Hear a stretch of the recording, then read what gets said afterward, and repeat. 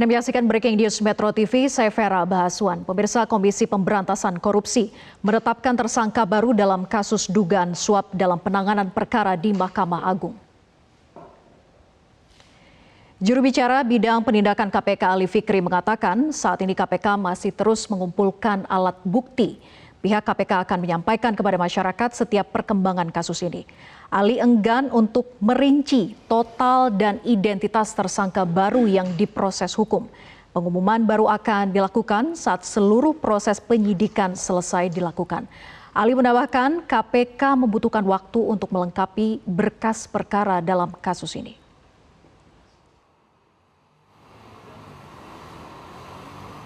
Jadi kami ingin sampaikan perkembangan proses penyidikan atas dugaan tindak pidana korupsi berupa suap dalam pengurusan perkara di Mahkamah Agung dengan tersangka SD dan kawan-kawan. Jadi benar saat ini KPK kembali melakukan proses penyidikan baru terkait dugaan pemberian dan penerimaan suap dalam pengurusan perkara di Mahkamah Agung. Tentu setelah sebelumnya kami menemukan kecukupan adanya alat bukti termasuk pihak yang dapat dipertanggungjawabkan secara hukum. Para pihak yang telah ditetapkan sebagai tersangka pada proses penyidikan perkara ini tentu kami nanti akan sampaikan secara resmi setelah seluruh proses penyidikan ini cukup, karena saat ini kami masih terus mengumpulkan dan melengkapi alat bukti dalam proses penyidikan. Pemirsa, Komisi Pemberantasan Korupsi menetapkan tersangka baru dalam kasus dugaan suap pengurusan perkara di Mahkamah Agung.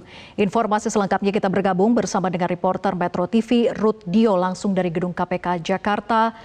Selamat sore Ruth Dio, apakah KPK sudah memberikan signal siapa Hakim Agung yang ditetapkan sebagai tersangka baru ini? Iya, selamat sore Vera dan juga pemirsa, sampai dengan sore ini dan tadi juga kami sempat mengkonfirmasi langsung kepada Ali Fikri terkait dengan siapa sebetulnya Hakim Agung di Mahkamah Agung yang ditetapkan sebagai tersangka atas penanganan perkara yang ada di Mahkamah Agung. Namun Ali Fikri ini masih belum bisa menyebutkan siapa sebetulnya penetapan tersangka baru ataupun orang yang terlibat di Mahkamah Agung yang terlibat atas penanganan perkara kasus di Mahkamah Agung. Tadi juga Ali Fikri menyampaikan melalui pesan singkatnya bahwa proses pengumpulan alat bukti dan juga penyidikan masih terus dilakukan oleh KPK. Dalam hal ini memang KPK masih membutuhkan waktu untuk mengumpulkan alat bukti dan sampai akhirnya nantinya akan ada keterangan resmi melalui konferensi pers yang akan disampaikan oleh Komisi Pemberantasan Korupsi. Terkait juga kapan waktu konferensi pers ataupun penetapan tersangka dari Hakim Agung Mahkamah Agung ini, kami juga masih menunggu informasi tersebut dan masih belum diketahui sebetulnya kapan pengumuman konferensi pers terkait dengan penetapan tersangka Hakim Agung di Mahkamah Agung.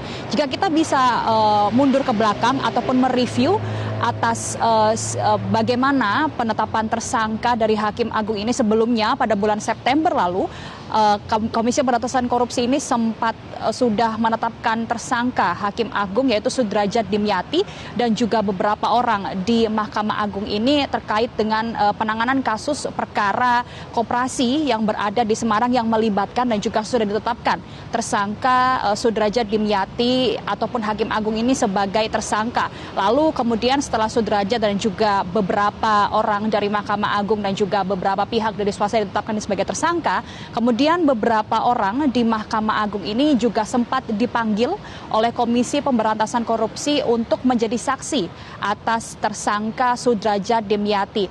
Tidak hanya orang-orang yang dipanggil dari pihak Mahkamah Agung, namun juga beberapa pihak daripada pihak swasta juga dipanggil oleh Komisi Pemberantasan Korupsi. Informasinya yang kami dapatkan ataupun yang kami himpun adalah proses pemeriksaan saksi ini tidak hanya dilakukan di KPK ataupun yang berlokasi di Jakarta, namun juga dilakukan di Polrestabes Semarang. Dan dari informasi yang kami dapatkan juga bahwa salah satu saksi yang sempat dipanggil oleh Komisi Pemberantasan Korupsi pada tanggal 13 Oktober 2022 lalu adalah salah satu hakim agung yang berada di Mahkamah Agung. Hakim agung ini memang dijadwalkan untuk melakukan pemeriksaan keterangan saksi pada tanggal 13 Oktober, namun pada tanggal 13 Oktober Hakim Agung ini tidak bisa hadir ataupun tidak hadir atas pemanggilan pertama KPK untuk mendengarkan keterangan saksi dari KPK. Kemudian KPK menjadwalkan ulang pemanggilan Hakim Agung ini pada tanggal 27 Oktober 2022. Saat diketahui ataupun Hakim Agung ini datang ke KPK untuk menjadi saksi, ini pihaknya ini memang tidak memberikan keterangan apa-apa setelah menjalani pemeriksaan dari penyidik KPK. Kemudian Hakim Agung ini pada tanggal 27 Oktober juga memberikan pernyataan ke awak media, hanya langsung tanyakan saja ke pihak penyidik apa-apa saja pertanyaan-pertanyaan yang diajukan oleh Hakim Agung yang menjadi salah satu saksi atas tersangka Sudrajat Dimyati. Sampai dengan sore hari ini kami juga masih belum mendapatkan informasi dan konfirmasi sebetulnya siapa Hakim Agung yang ditetapkan oleh KPK sebagai tersangka. Vera. Ya, Dio, apakah juga sudah ada informasi dari KPK terkait dengan upaya penjemputan misalnya dan sekaligus juga penahanan kepada tersangka baru ini? Iya, Vera, terkait dengan upaya penjemputan ataupun penangkapan dari salah satu hakim agung yang ditetapkan sebagai tersangka oleh KPK ini, kami juga masih menunggu konfirmasi dan informasi lebih lanjut, karena informasi yang kami dapatkan ataupun awak media dapatkan di Komisi Pemberantasan Korupsi ini memang masih belum lengkap begitu. Ali Fikri masih hanya menyampaikan melalui pesan singkatnya bahwa sampai saat ini KPK masih terus berupaya untuk mengumpulkan berbagai barang bukti yang memang dibutuhkan untuk menetapkan dan juga mengumumkan salah satu hakim agung yang ditetapkan sebagai tersangka dalam hal ini adalah salah satu kasus dari penyidikan sebelumnya ataupun upaya pemeriksaan dan penyidikan sebelumnya yang sudah menetapkan Sudrajat Dimyati sebagai tersangka atas penanganan perkara yang berada di Mahkamah Agung. Kita tunggu saja, Vera, bagaimana informasi selengkapnya dan juga update dari Komisi Pemberantasan Korupsi terkait dengan penetapan tersangka Hakim Agung dari Mahkamah Agung. Demikian, Vera. Ya, Dio, sebelumnya Anda sempat menyatakan bahwa ini adalah pengembangan kasus dari Sudrajat Dimyati, seperti juga yang dikatakan oleh Ali Fikri, juru bicara KPK. Nah, pertanyaan saya, apakah dari saksi-saksi yang sebelumnya sudah sempat diupayakan hadir dalam pemeriksaan KPK, saksi-saksi inilah yang kemudian ditetapkan menjadi tersangka baru kali ini? Ya, Vera, jika kita bisa melihat ataupun mereview kembali kasus Sudrajat Dimyati yang terjadi pada September 2022 lalu dan melihat sepanjang bulan Oktober, ini KPK juga sudah memanggil beberapa pihak untuk menjadi saksi, diantaranya yaitu pihak dari Mahkamah Agung atau selaku dari Panitera Muda Kamar Perdata, kemudian Mahkamah Agung, maksud kami Komisi Pemberantasan Korupsi juga sempat memanggil asisten dari salah satu hakim agung dan juga sempat memanggil sekretaris daripada Mahkamah Agung. Dan juga informasinya adalah ini memang ada terdapat satu orang saksi yang memiliki jabatan sebagai Hakim Agung di Mahkamah Agung yang juga dipanggil oleh KPK untuk menjadi saksi atas tersangka Sudrajat Dimyati atau penanganan perkara kasus di Mahkamah Agung. Jadi bisa dimungkinkan bahwa Hakim Agung inilah ataupun yang menjadi salah satu orang saksi dari sekian banyak saksi yang dipanggil oleh KPK ini, dirinya lah yang ditetapkan sebagai tersangka. Namun untuk siapa, nama, identitas dan juga apa keterlibatan daripada Hakim Agung ini atau yang sempat menjadi saksi ini, kami juga masih menunggu informasi lebih lanjut terkait dengan kasus apa yang melibatkan Hakim Agung ini, ataukah berbeda kasus ataukah masih dengan kasus yang sama, yaitu terkait dengan koperasi yang ada di Semarang ataupun memiliki keterlibatan dengan Sudrajat Dimyati. Kami juga masih menunggu konfirmasi lebih lanjut karena tadi informasi yang kami juga sempat sampaikan bahwa Ali Fikri selaku Kepala Pemberitaan di Komisi Pemberantasan Korupsi hanya menyampaikan bahwa pihak KPK masih mengumpulkan sejumlah alat bukti untuk menetapkan dan juga mengumumkan Hakim Agung ini menjadi tersangka atas perkara penanganan kasus di Mahkamah Agung. Vera. Ya, Dio, seperti mana sebelumnya kita ketahui bahwa ketika KPK menetapkan seseorang menjadi tersangka, maka tentu sudah memiliki 2 alat bukti yang cukup untuk menetapkan menjadi tersangka baru. Nah, apakah sprindik atau surat perintah penyidikan ini pun juga sudah dikirimkan kepada tersangka baru ini? Apakah ini sudah dikonfirmasi oleh juru bicara KPK?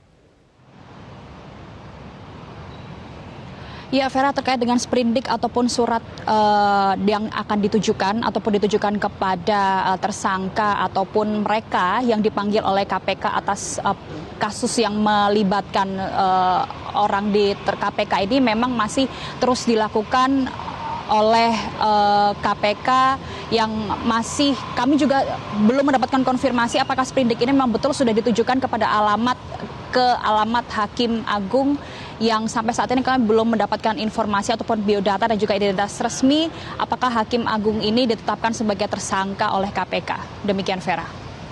Baik, kita tunggu informasi selanjutnya terutama pernyataan resmi dari KPK siapa Hakim Agung yang ditetapkan sebagai tersangka baru ini. Terima kasih, Dio. Dan pemirsa, sementara itu sejumlah personil TNI dikerahkan untuk mengamankan aktivitas di lingkungan Mahkamah Agung. Disebutkan bahwa pengerahan personil TNI bertujuan untuk meningkatkan pengamanan di kawasan Mahkamah Agung.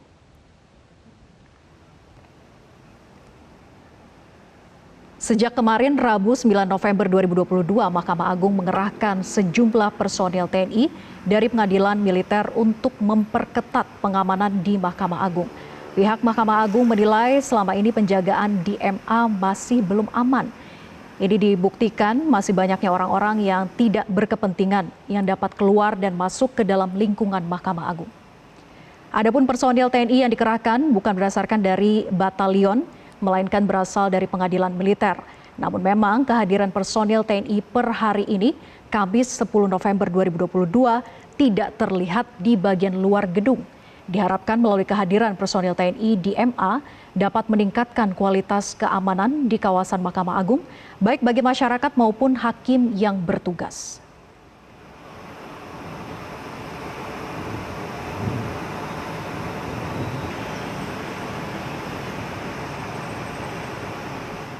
Pemirsa, Mahkamah Agung kini memakai militer atau TNI untuk mengamankan sehari-hari di Mahkamah Agung.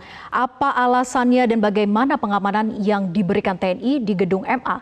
Informasi selengkapnya kita bergabung bersama Valeri Budianto langsung dari gedung Mahkamah Agung Jakarta. Valeri, seperti apa pengamanan yang dilakukan TNI di gedung MA ini? Vera, pengamanan yang dilakukan oleh personil TNI di gedung Mahkamah Agung diberlakukan sejak kemarin, Rabu 9 November 2022, di mana personil TNI yang dikerahkan ini berasal dari pengadilan militer. Adapun keberadaan dari personil TNI ini sudah dikonfirmasi langsung oleh juru bicara MA, Andi Samsan Ngandro. Namun ada hal yang menarik terkait dengan mekanisme pengamanannya, karena berdasarkan informasi yang kami dapatkan dari Satuan Pengamanan yang berjaga di Mahkamah Agung, pengerahan TNI ini hanya dilakukan untuk menjaga bagian dalam gedung Mahkamah Agung. Sehingga bisa dilihat di belakang saya bahwa di sepanjang luar gedung Mahkamah Agung tidak terlihat personil TNI. Oleh karena itu, memang di bagian luar gedung Mahkamah Agung ini hanya dijaga oleh Satuan Pengamanan yang berasal dari Mahkamah Agung atau dari pengamanan internal Mahkamah Agung, di mana berdasarkan informasi yang kami dapatkan dari petugas keamanan di luar wilayah Mahkamah Agung ini, personil Mahkamah Agung ini tetap dipercayakan untuk bertugas menjaga wilayah luar gedung Mahkamah Agung mulai dari hari Senin hingga hari Jumat, sedangkan di hari Sabtu dan hari Minggu mereka akan libur, dan untuk shiftnya mereka akan berjaga selama 12 jam. Dan ini berarti dalam satu hari akan ada 2 tim yang bergantian untuk menjaga lingkungan Mahkamah Agung. Bisa dilihat bahwa saat ini saya berada di pintu keluar dari gedung Mahkamah Agung, dan total ada 4 personil atau 4 satuan yang dikerahkan untuk menjaga pintu utama atau pintu masuk ke dalam gedung Mahkamah Agung, sedangkan di sisi sebelah sana terdapat pintu keluar, dan total dari Satuan Pengamanan MA yang dikerahkan untuk menjaga pintu keluar berjumlah 2 personil. Sedangkan ada pintu lain yaitu pintu khusus pejalan kaki, dan juga untuk masuknya kendaraan bermotor terdapat 2 petugas non-shift yang dikerahkan dan 1 petugas shift. kami awak media masih berusaha untuk menghubungi pihak dari Mahkamah Agung untuk mengkonfirmasi mengapa pihak dari TNI yang dikerahkan untuk menjaga atau memperketat pengamanan gedung Mahkamah Agung dan bukan dari pihak kepolisian. Namun hingga saat ini kami masih belum mendapatkan informasi terkait hal tersebut. Kami juga tadi sudah berusaha untuk masuk ke dalam gedung Mahkamah Agung untuk mengkonfirmasi apakah benar ada personil TNI yang memang berjaga di dalam gedung Mahkamah Agung. Namun kami belum mendapatkan izin atau tidak diizinkan oleh Satuan Pengamanan MA dengan alasan untuk menjaga keamanan dan juga situasi kondisif dari wilayah Mahkamah Agung. Vera. Baik, terima kasih Valeri Budianto atas laporan Anda. Kami akan terus pantau kondisi dari sana. Pemirsa, juru bicara Mahkamah Agung MA Andi Samsan Ngaro mengakui adanya penjagaan oleh personil TNI di gedung MA. Menurutnya pengamanan itu diambil dari pengadilan militer. Andi menyebut langkah tersebut dilakukan setelah melakukan evaluasi terkait dengan pengamanan di lingkungan lembaga peradilan tertinggi. Menurutnya peningkatan pengamanan di Mahkamah Agung semata-mata agar orang dengan kepentingan yang tidak jelas tidak sembarangan bisa masuk ke Mahkamah Agung. Selain itu pengerahan aparat militer di lingkungan Mahkamah Agung bukan untuk menakut-nakuti masyarakat.